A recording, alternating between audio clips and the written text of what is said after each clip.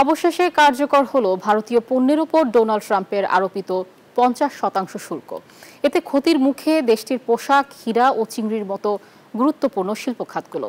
তবে শুধু ভারতই নয়, মার্কিন প্রেসিডেন্টের এমন সিদ্ধান্তে যুক্তরাষ্ট্রের পণ্য পরিবহনে নিযুক্ত অনেকেরই চাকরি হারানোর শঙ্কা তৈরি হয়েছে।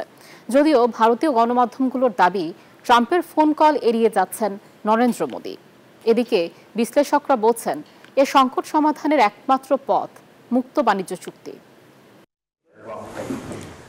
রাশিয়ার তেল কেনার শাস্তি হিসেবে ভারতের ওপর 50% শুল্ক আরোপ করেন মার্কিন প্রেসিডেন্ট ডোনাল্ড ট্রাম্প, যা বুধবার থেকে কার্যকর হয়েছে।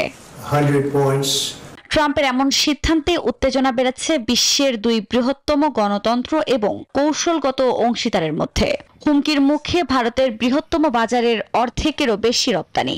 এর মধ্যে রয়েছে ভারতীয় পোশাক, হীরা ও চিংড়ির মতো গুরুত্বপূর্ণ খাতগুলো।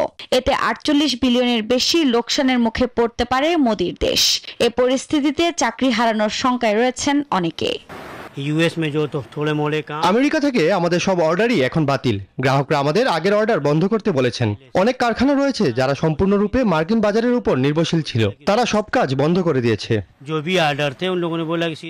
এতে সবচেয়ে বেশি দিশেহারা ছোট ব্যবসায়ীরা।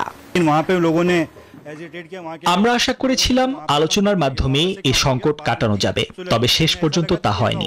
এখন ছোট ব্যবসায়ীরা বিপাকে পড়েছে। তবে ট্রাম্পের এমন সিদ্ধান্তে শুধু ভারতই নয়, ক্ষতির মুখে পড়বে মার্কিন প্রশাসনও।